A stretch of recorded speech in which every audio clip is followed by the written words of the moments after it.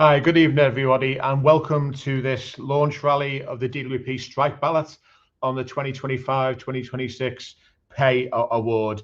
My name is Martin Cavanagh. I'm the National President of PCS. I'm one of the DWP Group Vice Presidents, and I'm going to be chairing this evening's event.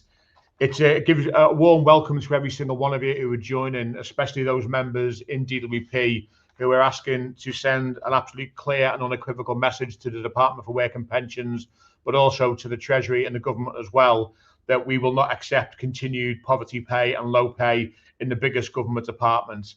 And from today, the ballot papers have started leaving our independent scrutineer's office, and any day now, you'll all be getting a ballot paper, which we are urging you to vote yes and return that ballot paper by the 23rd of February to have your say and cast your vote so we can try and get a live mandate. The purpose of tonight's rally is to really explain to you why we're taking the action, why we've moved to a ballot, and why we want to take the action that the DWP Group Executive Committee has commissioned, but also as well to hear from some guest speakers, our General Secretary, Fran Heathcote, and also John McDonnell, who's the chair MP, who's the chair of our PCS Parliamentary Group, and we'll introduce both Fran and John a little later. But tonight, the way we're going to work tonight is as follows: that throughout the course of the evening, then we encourage you to let us know who you are, where you're from, and where you're joining from, to send messages of solidarity and support to all of our members in DWP. Please tell us who you are and where you work and where you're watching us from.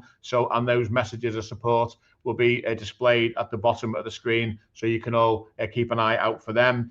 But also as well, this is very much an interactive event, so we want you to all put in your questions. That'll be fed through for a Q&A to myself, Angela Grant, the DWP Group President, and Fran later on if there's any issues on the national position in relation to PCS. This is a live event, so it's been streaming across all of the PCS social media channels. And obviously, as a result of that, then this will have a far wider audience than just the DWP membership. But absolutely critical part of our campaign, and absolutely brilliant that we can finally get going. Many of you will have known that we were due to have an event such as this, a live event, a fortnight ago on the 5th of January, when we originally intended to start the ballot. But again, you will know by now, I am sure, that the DWP challenged some of the data that we issued as part of our ballot notice. They gave us hardly any time to respond to that. So a decision was taken by the GEC to postpone the start of the ballot to make sure that we were able to serve notice with data that couldn't be challenged, and that has now been done.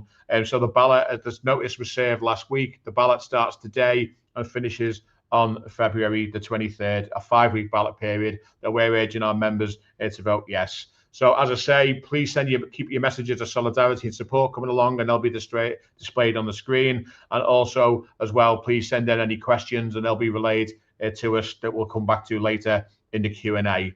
But right now, I'm going to be joined by the DWP Group President, Angela Grant. And Angela obviously is leading this campaign and has very much been instrumental in pushing not only for better pay for our members in DWP as the Group President and as Chair of the pay team in the Department for Work and Pensions, but has been absolutely instrumental in negotiating with the National Union this ballot to make sure that we were going to be able to have our say specifically around DWP. So absolutely, a warm welcome, Angela, and it's good to see you. Just a couple of things really to start off. Can you really start off by just giving everyone an explanation as to what it is we're doing, why the DWP Group Executive Committee has chosen to go to a statutory ballot, and also as well tell us the purpose of what we're trying to achieve with that ballot? Yeah, so thank you, Martin, and thank you to everybody that's joined this evening. I think it's really important that we have this meeting tonight. This is the launch of our ballot. Ballot begins today, and ballot papers, as Martin says, will begin to land in your letterboxes very soon. And I can't say how imperative it is that we put the crosses in those boxes in the ballot paper and get those papers sent back in. So the reason that we're here today, I think all of our members at least will know by now. There's been a lot of communications come out. You know, we've done a lot of work with the National Union, with our organising team and our comms team to make sure that our members are fully aware of what is happening. You know, why we're going to ballot. But for those that might not know, that might still need to hear the reasons why. So we entered into pay talks. When we went into our pay talks, we went in with a confidence that our employer might this year give us a decent enough pay rise to keep those that are on the lowest pay in our department away from the national living wage come April, because we know for the last number of years we've had to have that uplift. For our lowest paid members have had to have an uplift to take them just above the national living wage each time. And what a disgrace it is that the DWP government department is having to give that uplift to their staff, the staff that are hard working, going through all of the stresses and strains that come with working in the DWP. So we were quite confident, because we've been promised year on year that they would put in a business case for us this year if they did not have enough money to give us a decent pay rise. Now, when we went into that meeting, straight away, the department came, the ET, the executive team member came along and said to us, we're aware that you're expecting a business case. We know that we have promised that business case to you. We have found an amount of £6.6 million that we could use for that business case. But guess what? You're not having it. We're not giving you that, because we don't think it will give enough of an uplift. Now, what we did is that we argued for that £6 million, £6.6 million, to be put into the structure to deal with some of the structural issues that they had. And what they did was they used the 0.5% of the pot. So it was a 3.25 pot with a 0.5% that they could have used, to give us that uplift. But they used the 0.5%, yes, to give, for those that are on the lowest pay, but also to deal with the structural issues. Had they used the £6.6 million, they could have put all of the monies into the pot so that our lowest paid, as well as those that are in the specialist grades and on the senior grades, they could have had a bit of an uplift, yes, but the lowest paid would have had an uplift also. The union has fought for that business case year on year, and they have refused, and that is what, along with other things, but that is the biggest issue I believe that's put us into this dispute, because we want more money out of that pay pot now to give us pay for this year, not as part of the national campaign pay, that will still happen, but to give us pay for this year to lift our members above the national living wage come April. Thanks, Martin. Yeah, cheers, Angela. So yet again, DWP failing not only to address chronic low pay in the department, but also as well failing to properly address really those in more senior grades who've fallen further and further behind colleagues in other government departments. So could you just expand a little bit about you mentioned the business case there, but also as well the fact that as negotiators, and we pressed the department to actually give us a better share of the cake, or how they would divvy up the pay pot this year could have been so much better. You just touch a little bit more on that. Yeah, I can. So we talk about the business case, and members will have heard a lot about that. But also, when you're in pay talks, the department come to you with their view of what they should be doing.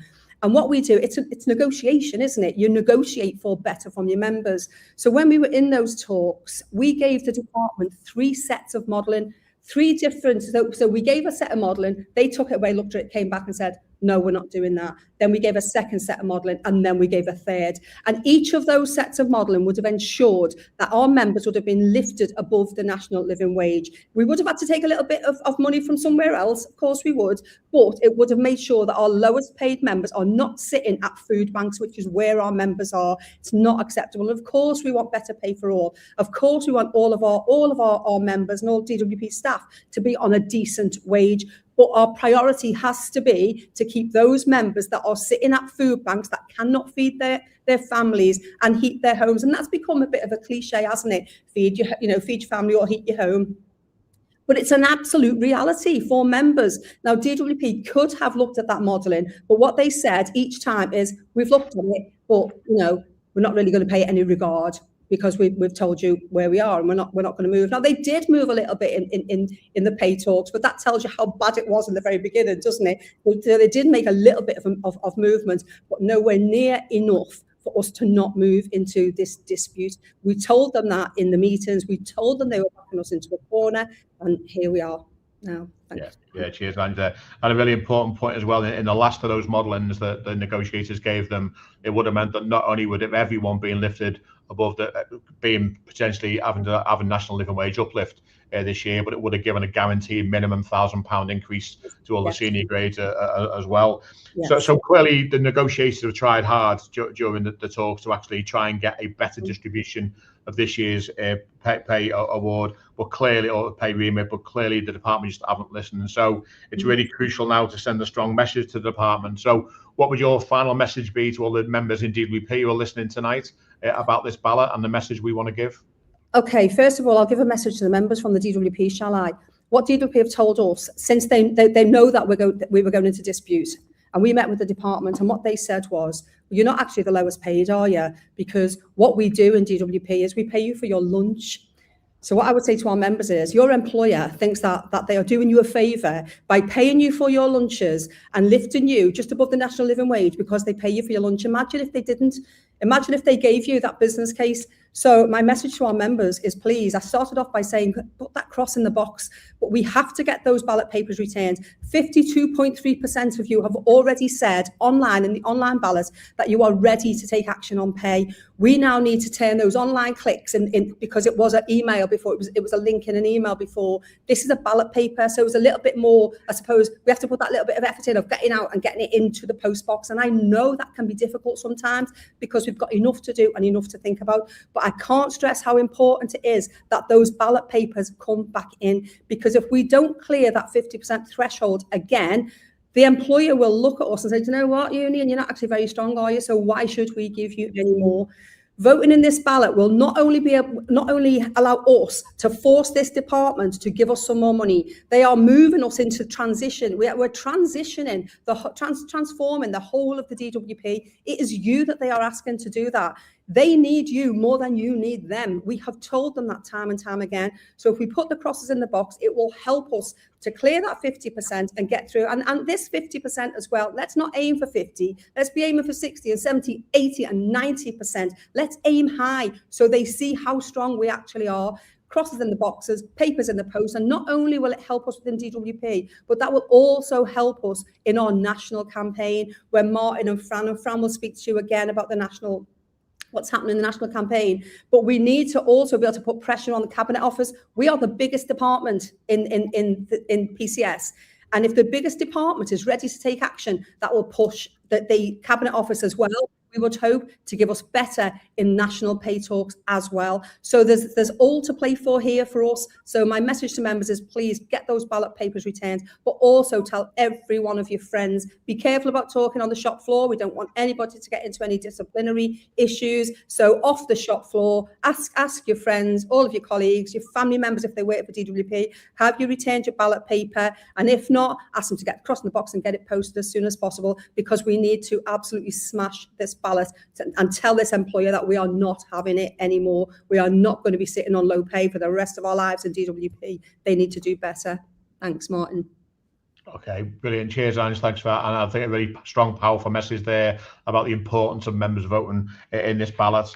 Just before I move on to our first of our guest speakers, just a reminder that this is going out live across all of the PCS social media channels, so Facebook, YouTube, and X as well. And we will obviously be continuing to have that uploaded and on our systems available over the coming days. And a reminder as well, keep your messages of solidarity and support coming in. They'll be displayed at the bottom of the table, or sorry, at the bottom of the screen. And also, please keep your questions coming in, and they will be relayed to us a little bit later on. So we'll hear more from Angela a little bit later during the Q&A. But thanks very much, Ange, for setting the scene there for us tonight. Okay then, comrades, it gives me great pleasure now to move to the first of our guest speakers, and it is our General Secretary, Fran Heathcote. Fran is going to talk us through where we're at with the talks nationally, and where the national where we're up to with the national campaign on pay and those other big ticket national issues, and also how this ballot feeds into those national issues. So Fran, over to you. Okay, thanks, Martin, and thanks everybody for joining us tonight. It's obviously a really important time for PCS right now, and for as long as I've been dealing with pay negotiations, which is probably 30 years, we have been dealing with what we call delegated pay. In other words, that's the basic idea that individual departments have responsibility for their own pay remit and for their own decision making within the pay arena. And delegated pay, without putting too fine a point on it, is a completely broken system. It's a system where we constantly rob Peter to pay Paul, where if you're going to give money to one group of workers, you're taking it from somebody else. And it's a system that we have been very, very clear needs to end and needs to change significantly. And DWP is a massive part in that, because we have, for the first time, I would suggest, in just over 30 years, got into some really significant talks, not just with the Cabinet Office, but with government ministers, with the Treasury and with the Labour government about changing the civil service pay system. Now, nobody's under any illusions. That isn't going to happen overnight, but there is a basic understanding that it is a broken system, that what the government described as the productive and agile state gives us the ability to do something different on pay, and that there hasn't been a substantive review of pay for over 30 years in the civil service, and now is the time to have that review. So ever since 2010, you've heard all the arguments a million times before, we have seen significant pay restraint across the civil service. DWP is clearly one department in over 200 that negotiate on pay every single year. But the reason DWP is so significant is because this year they chose to do something different. As Angela has articulated, they had the ability to divert as much money as they could towards the lowest paid and keep people away from that living wage where they have to have an enforced uplift every April. But instead, the DWP chose to do something different. So the dispute in the DWP is very much not about the issue of low pay itself, because as Martin said, that will be picked up by the national campaign, but it is about the decisions that the DWP took in how they were going to utilise the money that was available to them. And the reason this is so important is because we need to keep the pressure on the government, the Treasury and the Cabinet Office to change the civil service pay system. And DWP is a fundamental part of that. So if we can send a clear message in our biggest group that our members are incredibly angry about not being paid a living wage, but more than that, that they're willing to put a cross in the box and to do something about it, that gives us the ability to put pressure on, not just at DWP level, but at national level when we're meeting with the Cabinet Office. I would suggest that what happens in the DWP will determine what happens in the talks nationally. So we need to send a really clear message. Everybody cares about what they get paid. Doesn't matter who you are, you care about what you take home at the end of the month and whether you have enough money to make ends meet. We know that we're all living and continue to live through a cost of living crisis. So we have this ability to change the way that the civil service deals with our pay, and it's something that hasn't happened in over 30 years of delegated pay negotiations. So it's really, really important that we seize the opportunity, and the DWP will be a massive part in that. So if we can shift the DWP mindset and make it clear that we will not accept DWP members being left behind in what is needed to fundamentally change the civil service pay system, then we have a real chance of moving away for the first time from that ridiculous situation where every year tens of thousands of our members are in receipt of in-work benefits, tens of thousands of our members having an enforced uplift to get them off the national living wage in April when it goes up.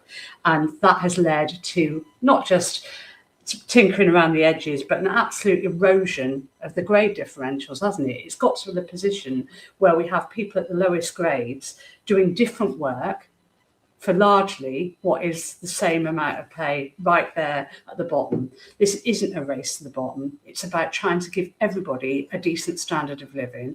It's a really important argument. It's the first time we've had the ability to really influence what the Cabinet Office and the Treasury do in future about civil service pay. So we have the ability to change things, but we need DWP to be a massive part in that. So I won't labour it other than to say that we are all hoping that you will do everything possible, not just to make sure that you cast your vote, but that everybody you work with casts their vote as well. Even though there is a new Employment Rights Act, which means that at some stage we will move away from the current restrictive anti-trade union legislation that we're governed by, at this point in time, in order to do something that involves industrial action, we still have to beat that 50% threshold. So it's really important that members in the DWP vote, and that they vote yes, and that we have a very strong message, not just for the DWP as an employer, but for the whole of the government and the Cabinet Office and the Treasury as well. DWP members will not be left behind, and we will do everything we can to ensure that we're in the strongest position to take forward your arguments on pay. But we can only do that with your help. We can only do that if you are working with us and making sure we return those ballot papers. So really, really important time for us. Lots and lots of my time nationally being taken up at the moment on discussions around pay nationally, but a huge part of that will be what happens in the DWP. So I'm going to leave it there for now, Martin, but I will stay for the Q&A, and if anybody has anything they want to ask around that, I'll do my best to update you. Thank you. Yeah, brilliant. Cheers, Fran, and I can tell already that there are indeed some questions coming through, so that'll be welcome. Okay, brilliant. Thank you so much for that. Just a reminder before we move on to our next speaker, and to keep your messages of support and solidarity coming. Also keep your questions coming for that Q&A session later on. And can I just ask as well for all of you, those of you who are watching tonight, to be sharing this live feed on your own social media platforms to get this message or these messages across wide, far and wide. Clearly, the more members who get to access and see this event tonight, if they can't physically be here live, and we'll be able to catch up in the days and weeks ahead. And the more of you that share this live platform, and then clearly we'll be able to get that message out that much better. So absolutely, if you can do that, that would be very much appreciated. And just before I introduce our next guest, just to let comrades know that we did obviously advertise that one of our guest speakers tonight was going to be Eddie Dempsey, from the General Secretary from the RMT. Obviously, that was, we were really looking forward to hearing Eddie address tonight's event. Unfortunately, Eddie has had to cancel at the last minute due to an emergency, a domestic emergency. So I'm sure we all send our solidarity and best wishes to Eddie in dealing with that tonight. So it is unfortunate we won't be hearing from Eddie tonight, but we still have plenty that we can still go through. So without further ado, I am going to give a warm welcome now to our next speaker, who is John McDonnell, MP. I'm sure he needs no introduction to many of you on the call tonight. John is the chair of the PCS Parliamentary Group and has been absolutely instrumental in us challenging the Department for Work and Pensions and many other employers actually over the years on poverty pay or many of the other issues that we feed up through to the Parliamentary Group. So John, over to you and a warm welcome. Thanks, Martin. Let me just explain. I hope people know about the Parliamentary Group, but some people may not. The Parliamentary Group basically is a group of MPs and members of the House of Lords now that comes together and acts. It serves as the voice of the union within Parliament itself. And it's a big group. We've got about 100 members in the group now, both MPs and members of the House of Lords. So it's quite a substantial group. And in debates and discussions with ministers, it's recognised in debates by the Speaker of the Commons, and he allows our members to come into the different debates, asking questions, and just speaking on behalf of our members. So that's our role. I've had a background. I helped form the group over 20 years ago now. And I tell you, one of the most frustrating things that I've experienced in this role has been dealing with the DWP. And it is a management that is almost, I just can't understand it at times. It's almost as though they consider things in the short term, don't plan or have developed strategies that eventually do, I'm afraid, at different times fail. And what this vote is all about, what this ballot is all about, really, is trying to address the particular issue around pay, but it is about trying to get some understanding in the DWP management that we just can't go on like this. So I think this ballot is possibly one of the most important in the union that I've experienced in quite a long while. And it's for this reason. DWP the management itself has resulted in a department where it's notorious for low pay now. And that's, I think, as a result of the failure of management to develop a proper strategy. And that's one of the issues we're trying to make sure other MPs are aware of, ministers are aware of in particular, because I think there is an element of goodwill on behalf of the government now to try and address these issues of pay, get a long-term pay strategy that lifts people out of poverty and pays a decent wage. But DWP seems to be holding us back. So that's why this vote is so important. And the irony of it is the government's really heavily relying upon DWP staff on one of the major policy pranks, assist people getting back into work, reducing the overall social security bill, same time ensuring the system's working effectively to lift people out of poverty. And also, as well as I do, you're facing having to manage quite significant reforms in the system that the government is developing. So from my perspective, we're trying to get across the argument to DWP management. It's just unsustainable to have a pay strategy that consolidates low pay and poverty amongst the staff of the DWP. It, as well as I do, it undermines morale. It undermines the ability to recruit and retain staff. And these are the staff we desperately need, and the government certainly desperately needs to ensure its policies in this field are implemented.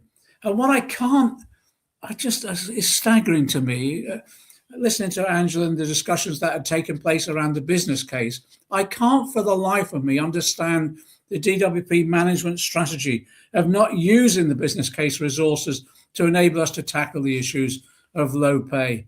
And that's why, if the management aren't listening at the moment, if we get a huge turnout in this ballot, if we win, they will start listening then. And that's what this ballot is all about. It's getting them round the table and to ensure that they have a realistic strategy. And that's it. It's almost like saying, wake up to what's needed. We need a pay strategy that ends poverty pay, recognizes recognize and respects the talent that we have working within the DWP, and rewards people properly for the role that they play in one of the government's key policy areas. I can't get that across to people enough about how important this department is, particularly for a Labour government. So what we'll be doing as a parliamentary group to do all we can to assist in getting the information out. I think it's about encouraging people to ballot. We're tied down with these percentages under the existing legislation. That will change soon, but we have to deal with the legislation that we have at the moment. So it does mean about making sure, letting people know the ballot's on, making sure they can be assisted in getting the ballot back as well. And then what we'll be doing in Parliament is be raising this issue with ministers. We'll be briefing all our MPs, we'll be putting down parliamentary questions, we'll be engaging in the debate, because we're trying to really say, when you ballot in this way, it will send a message to government that this is an issue that has to be addressed, and people won't tolerate it anymore. And to be honest, you're not asking for the world, are you? You're just asking for decent pay and recognition of the vitally important role that you play within the government policy, but also within our society as well. So you'll have 100% solidarity from the parliamentary group. We'll do all we can to assist in getting the message across. And I'm hoping now we'll have a successful ballot, because I think it could transform the whole nature of how we go forward on pay in the future, not just in the DWP, but it'll send a message to other departments as well. So solidarity.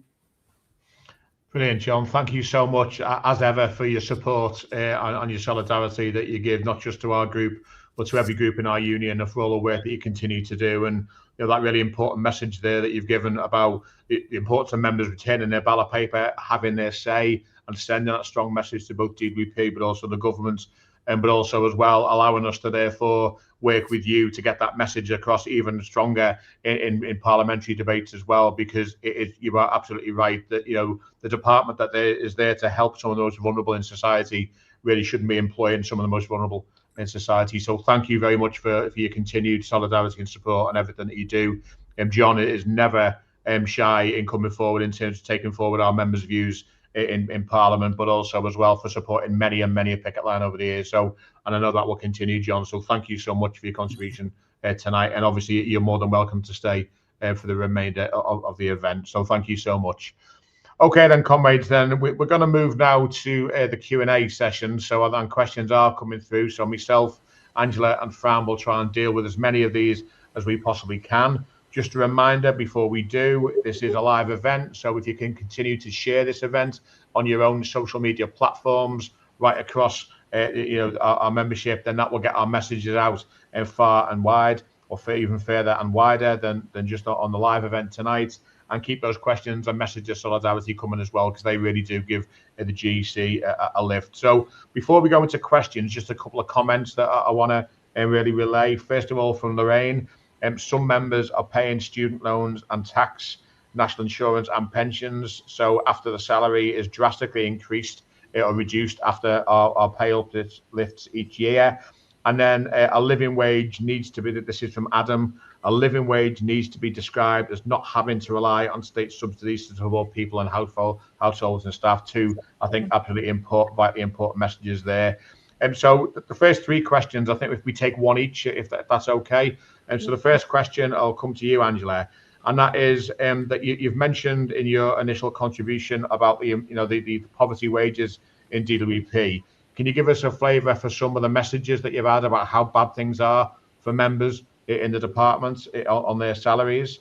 And then for you, Fran, it's not necessarily strictly related to pay, but there is a question around what is the union doing for those civil servants looking at retirement and who've already retired but cannot obtain the civil service pensions. I know that's a big issue right now. So if you can cover that one. And then a third one about where we're at with employee deal, which I'll cover in a little bit later. So Anne, should I come to you first? Yeah, and can I just start by first of all thanking Fran for coming along today as well. I know we're going to do it at the end, but for John as well. I think the points that have been made there, certainly from John about the cost of living, about us being on poverty pay and how the DWP are just not listening to, the government, what they're telling us in the transformation is that their key policy with us is economic growth. All the changes are because they want economic growth. If you don't pay your staff a decent wage, if you don't pay civil servants and others a decent wage, how can you have economic growth if nobody's got any money to spend? And that sort of takes me into this question of what are the stories that I have heard from our members, the abhorrent issues on that low pay is creating for our members, such as members that don't have the money to get their children to hospital if something happens in the evening and they need to get a taxi to the hospital and they can't get their child to hospital, and you can't phone an ambulance because you're waiting for hours, and they don't drive because they can't afford a car. Those kind of issues are key, aren't they? And that is as well as where we see so many of our members having to stand in the line at food banks. Now, again, it becomes a little bit of a cliche, if you're going to heat your home or feed your family. But our members are telling us that they are in absolute crisis. We had the cost of living crisis document, the dossier that we created under the last when we had the national pay campaign. And that dossier told us then, how badly paid our members are and how members are struggling. We're still there. We're still sitting on the national living wage, and inflation, inflation doesn't go away. Sometimes it goes down, sometimes it goes up, but the cost of living is already up for our members. So we have had some really harrowing stories where members are trying to look after their families. You've got those that are sitting, looking after the kids and also looking after their parents, and they don't have the money to support their families. I could, watch out for some of the briefings that are coming up, because members are sending in their stories to us, and throughout the ballot we will be having, through the comms, we'll be putting some of those stories out there, and you'll be able to see some of them real life issues that our members are facing. It is abhorrent. And as for economic growth, this Labour Party, we need to teach them a lesson, don't we? We need to teach the employer a lesson and tell them that we are not having it anymore. But as John has said, It's government. We have to tell government as well. It's DWP at the minute, but pay per se, that pay on the whole, it's about government. It's about the pay remit, and it is about fixing the structural issues and pay. And I know that where DWP are doing our bit, yourself, Martin, and Fran, when you go into those national talks, we'll be pushing hard for better pay for all of us. So yeah, I'll leave that there. Thank you. Brilliant. Thanks, Ange. And Fran, on the issue. Yeah, I mean that issue around the civil service pensions is fast becoming it is a national scandal and has been for some time. Now, clearly, within PCS, we had a dispute which was very much focused on the members delivering from ICSP, and then obviously the work got transferred over to Capita, and we argued very hard with the Cavanagh office that actually that would have been a really ideal opportunity for the government to have demonstrated their commitment to the biggest wave of insourcing in a generation and to have brought that work back in-house, but they didn't. They gave the contract to Capita, and I'm not saying that Capita didn't inherit a mess, because they inherited over 80,000 outstanding cases because it was clear that my CSP didn't quite do what it was supposed to do once they realised they didn't have the contract. But nevertheless, whichever private company is responsible, the buck stops with the Cabinet Office and it stops with the government, because it's civil servants, whether they're retired, looking to retire, moving to partial retirement, planning their futures around what they have been assured in terms of their pensions, that are suffering as a result of this. And it really is a national scandal. Now, clearly, we don't have the same public sympathy as, say, a nurse. And you know, there has been a very, hard-fought job done in terms of media coverage for a number of years about trying to paint civil service pensions as gold-plated and somehow as something that nobody in the private sector would ever enjoy, when in fact the average civil servant gets a very, very meagre civil service pension to retire on, and it's nothing like the way that it's painted in the media. Having said all of that, tonight is very much around the DWP pay ballot. I don't want to divert from that, other than to say that we are meeting Capita every week at the moment. We have a national team that's meeting the Cabinet Office and Capita to address those issues. Now, we are not responsible for Capita, and neither should PCS take the blame for the failures of the pension system. But we are doing everything we can to negotiate on behalf of not just our existing active members who are currently paid into the pension scheme, but those who are, as somebody has put in the chat, people who perhaps retired more than 6 months ago, who are still waiting for their money, still waiting for an accurate forecast, and still waiting to hear what they're going to get. Now, that is in no way the fault of any member of PCS who is tasked with administering that scheme, but it is our job to make the arguments on behalf of our members, and we are doing that and continue to do that with Capita. And we would urge you to keep us posted on your concerns, and we will do everything we can to progress them with the Cabinet Office, who are ultimately responsible, but with Capita itself as well, who we know are meeting on a weekly basis. So not at all a satisfactory situation, and not one that any of us is happy about. But and I've just seen Kathy's comment in the chat there around her situation, and this is not unusual. My email inbox every day contains examples like Kathy's of how this scheme has failed its members and the people that rely on it. But that no doubt there will be plenty more that we will need to update on as the discussions with the Cabinet Office continue on that, and we will make sure we keep you all up to date with the negotiations as they take place. But very much tonight is about pay and is about the situation in the DWP. So I'll leave it there, Martin. Thank you. Yeah, cheers, Fran. And just to touch on Jordan's question around what's the current situation with employee deal.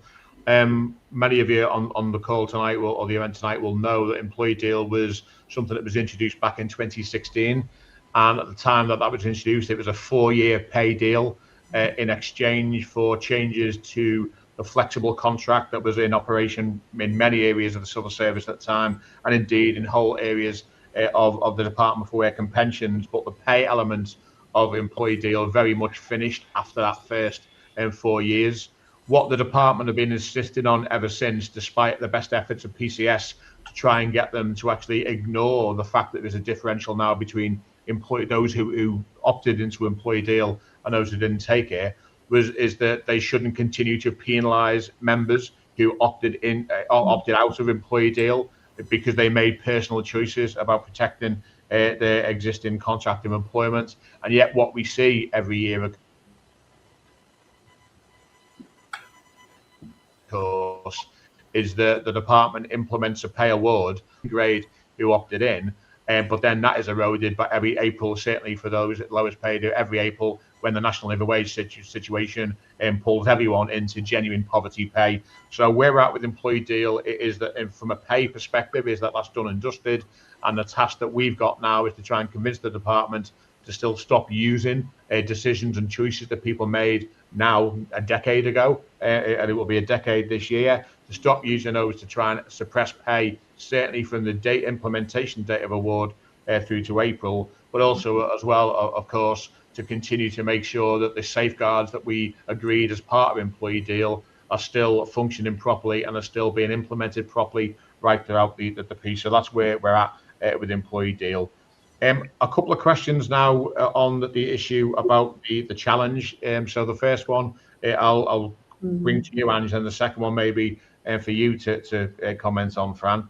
And the first one is from Ray, and that is, can you give us a bit more information, Angela, about what the challenge was and why the group pulled back on the 5th of April? And then the question in relation to from Kathy is, how do you think the DWP challenge to the ballot may influence the attitude of other government departments for future ballots? Fran, if you could take that one. So, Anne, do you want to come to you first? Yeah, so those that have seen the communications that have gone out about this will see that on the 31st of December, now that was New Year's Eve, the department sent a letter to ourselves. Now, the notice was served by our group secretary, Kim Lowes, and obviously I'm the president, so I'm the senior lay rep in the group at present. So that email came out, and to be honest, they didn't even bother to copy me into it. Now, what the department have said is that it went to Fran, it went to Martin, I believe, but this is not a national campaign, and it wasn't the National Union that served notice, it was the group. So when that letter came through, it said, it talked about, the challenge was that we have put down 33 officers on the list of 766. Now, that is a key number for us, 766. Because we have to look at whether the challenge is, the law looks at something called de minimis, and that means that if something is small enough to be, negligible, the courts will say, well, actually, you've done as much as you can. That's a tiny amount, so we can sort of leave that to one side, and you can still go ahead with your ballot. So what DWP said was there were 33 officers. Now that actually covered over 1,000 members. So 766, 33, could we have taken on the challenge? Now, the point for us was, within those 33 officers, they said that those officers are closed. They're closed, and DWP were a little bit confused. We're not sure what you mean. How are you balloting members in these offices that are closed? Our argument was that DWP had not gone, and we know that they have not been to the workplace transformation team, the team that knows about the closures, that the team that is facilitating the closures. They hadn't been to that team and asked, which officers are closed. They got a list from someone somewhere in the department. So our argument was from the off, there are officers, those officers are not, all 33 of those officers are not closed. What has happened is, under the DWP's hub strategy, where they are moving our members from one office to another, and some, we know, don't we, that some jobs have been lost through that, and we have got our campaign on the office closures because we're defending the offices that are closing. But what they said is that these offices are closed, and we said, no, they're not. For example, Birmingham Central Job Centre, it's still open. It's just moved to a different address. And we did not have to give any addresses. So we could have taken on that challenge. Would we have won in court? We don't know. We might have, we might not have. But what the group decided was, and I believe it was the right decision for us to make, was that rather than allow DWP to tie us up in litigation, prevent us moving to ballot, prevent us taking action when we need to take action, we decided, let's step back, let's go through that list again, tidy that list up. It took us a few days, and we went right back and we served notice. So we are right back where we were, but we are just a week short in the ballot period. We had a 6-week ballot period before. We've now got a 5-week ballot period, which means that we'll have to work that little bit harder.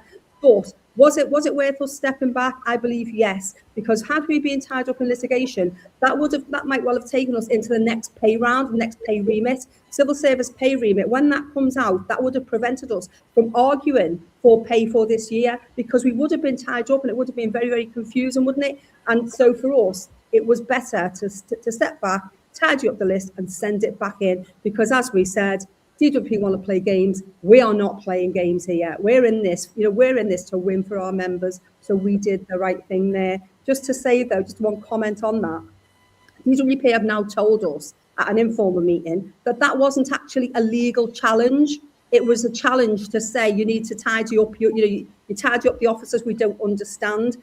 Had we gone ahead with that ballot, that might well have become a legal challenge. So can we trust our employer on that? I don't think we were ready to trust the employer. They don't want to pay us. They don't want to give us any money. The fact that they're putting that challenge in anyway tells us that we have to be really careful. So we did the right thing. We stepped back, but now we've hit the ground running. We launched the ballot today. Served notice last week, launched the ballot today, and our members I believe, are more than ready to get those crossing the boxes and get that post out there.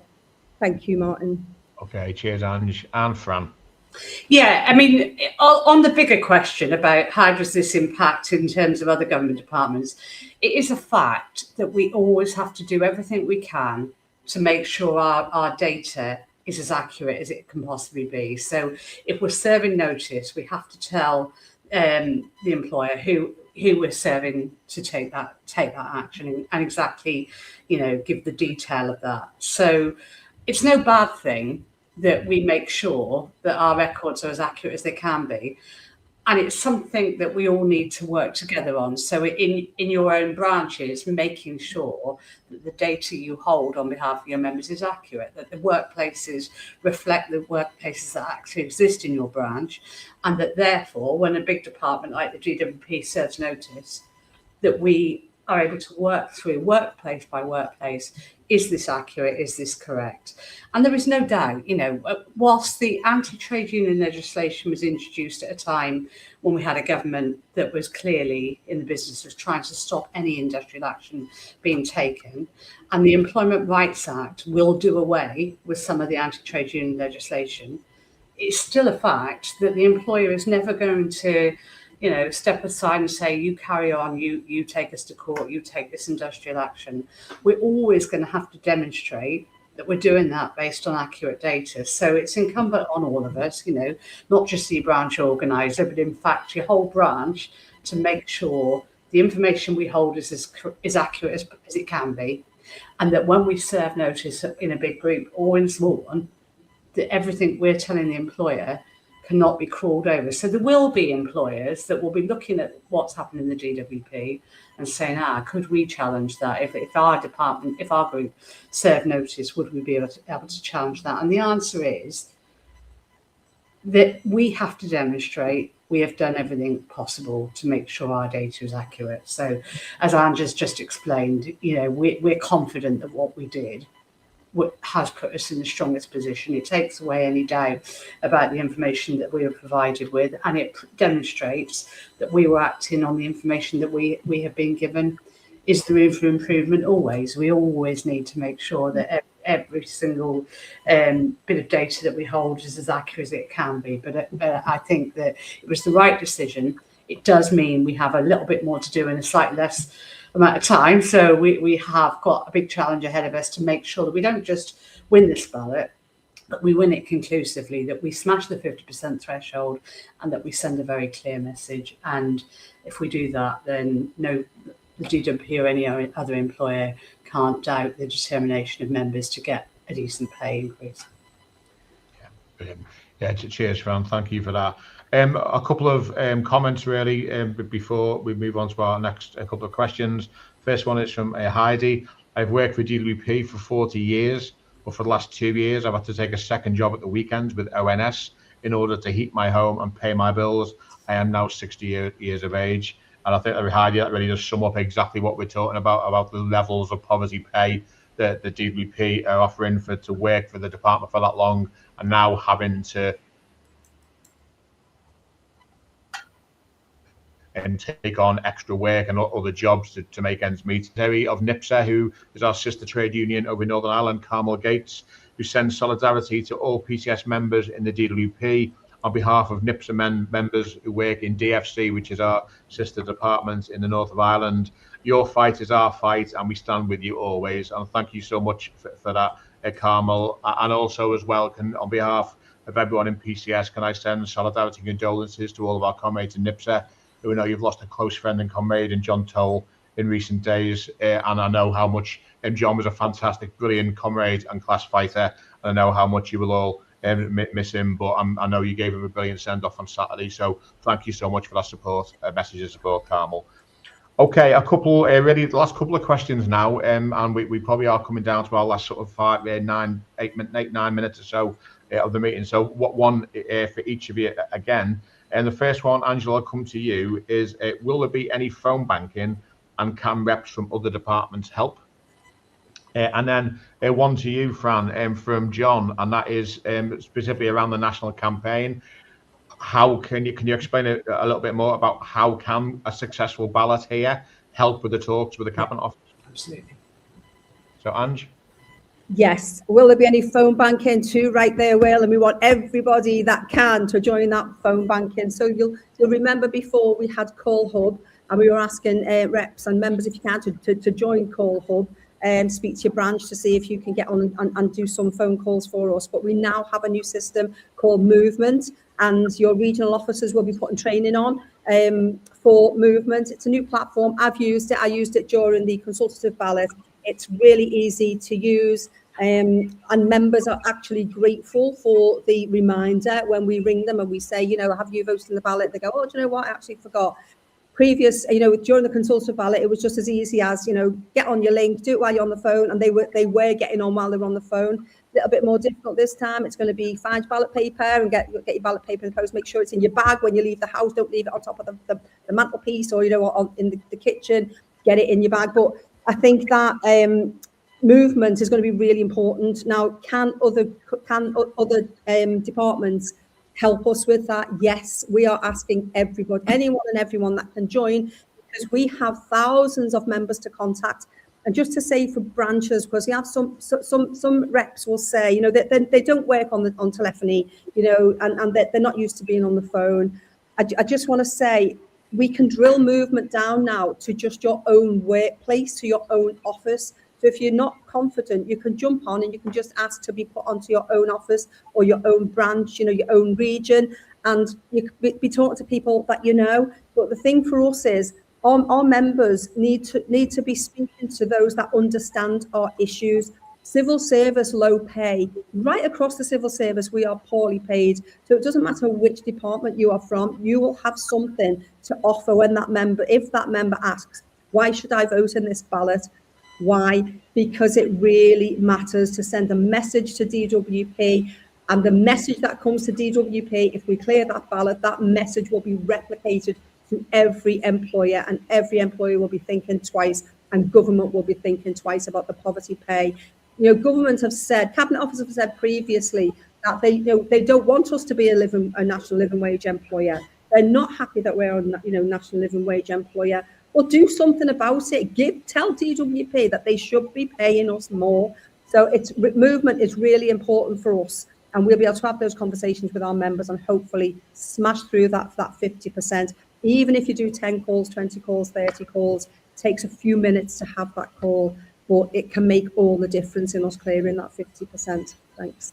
Yeah, cheers, Ange. And just a reminder to everyone, you may have already seen some of the adverts that we're having two what we call Super Saturdays, which is really big events where we're opening up many of our offices in the regions and indeed the nations.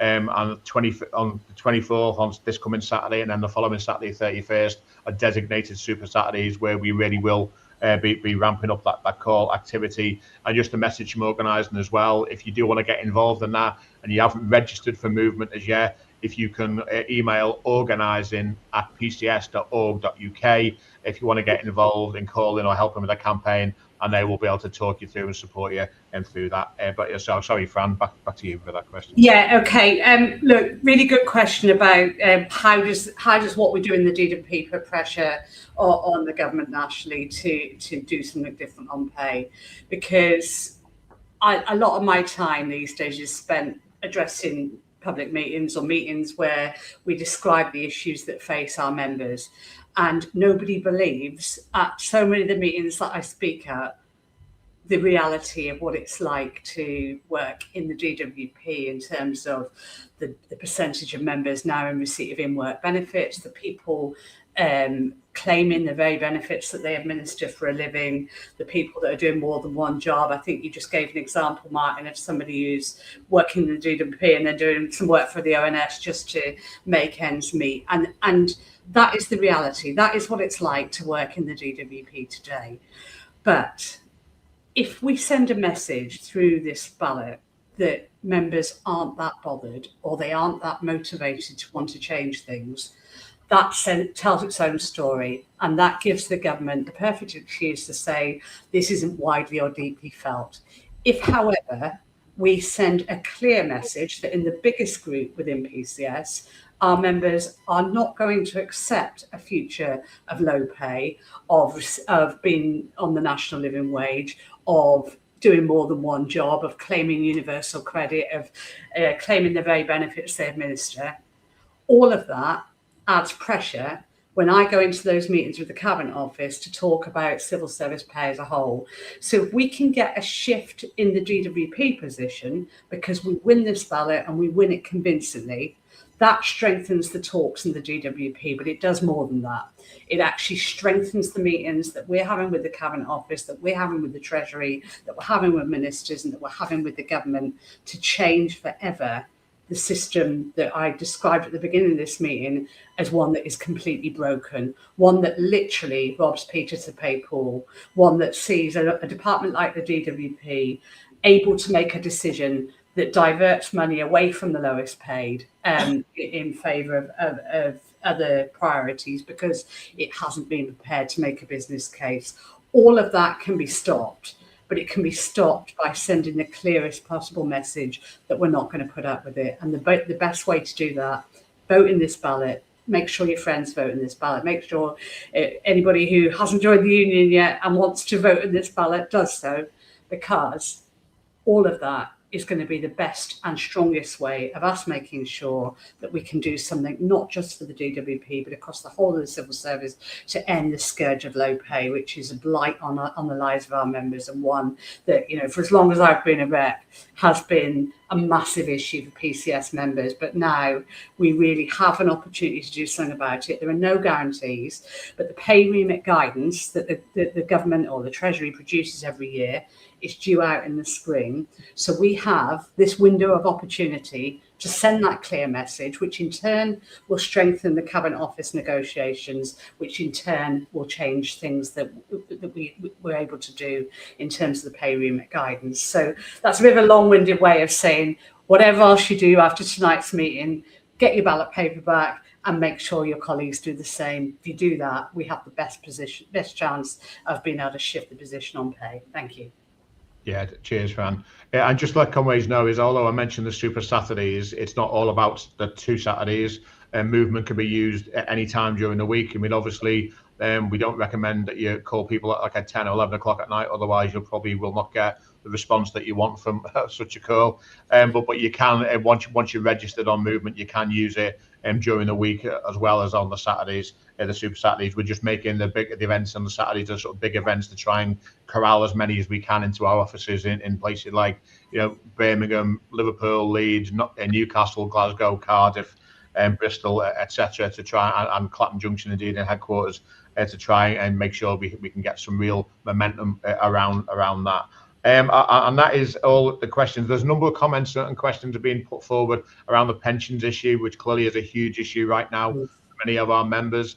So we are making a note of them, but what I hope comrades will understand tonight is specifically about the DWP ballot, and it's not about pensions. So what we'll do is we've made a note of all those questions, and indeed they will be fed into our regular Q&As and bulletins that we're going to be issuing in the coming weeks. As Fran has just mentioned here, an awful number of a lot of comments that have come in about pensions since it was first raised.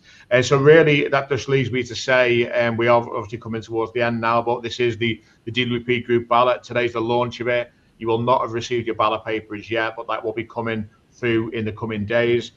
So make sure that you do return it. And really, I'm going to hand over now to Angela as group president. See if there's any final words you want to say, Ange, in terms of getting people to get that vote back. Well, I think we've said, haven't we, how important it is. And I'm just going to finish on that. I'm going to say that this is our time. This is our opportunity. And if we put our weight into this, we might never have to take strike action. If we show our departments that there are that many of us that are ready to walk, that we are ready to take action, that we are ready to take out all of their test and learn sites, because they are running the whole of this transformation of the Social Security Service on a test and learn, and they are using you to do that test and learn. Without you, they can't run their pilots, can they? So let's show them, let's get clear that 50%, give the GEC the ability to sit down and have a talk about what strategy we want to put forward, because that strategy is going to be all important. But I think I've sort of hinted at where we will be going. This transformation system, they can't transform anything without us. So let's clear the ballot, let's smash through 60, 70, 80% if possible, and tell them that we are not going anywhere. You are ready to walk, and your union is ready to support you in that. If we get that mandate, I believe we'll have a real opportunity. So I'll leave that there. Thank you, Martin. And thank you so much, everyone, for giving up your time and joining tonight. I think it's been a really, really good event. Thank you.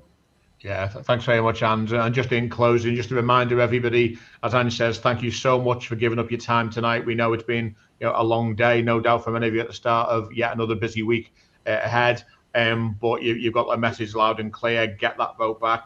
Keep sharing this event on your social media channels, on all your platforms that you've got, sharing on your personal pages to try and get the messaging out far and wide. If you know that you've got colleagues in your workplace who haven't been able to join us tonight, make sure that you send them a link, a copy of this to their WhatsApp or whatever, and to make sure that they've seen it as well, to keep getting our messaging far and wide.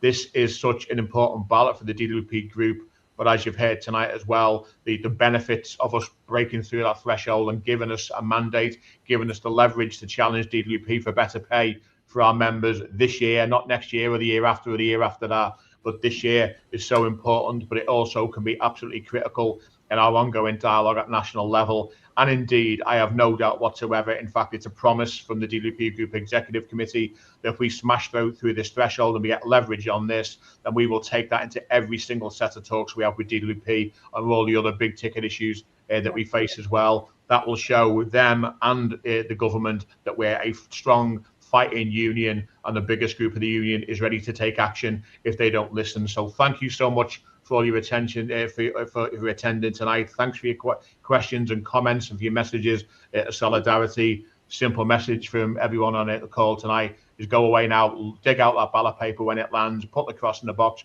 return it in the post, and let's send that clear message that we're fed up of being taken for granted, and we will no longer accept poverty pay. Solidarity and good night, everyone.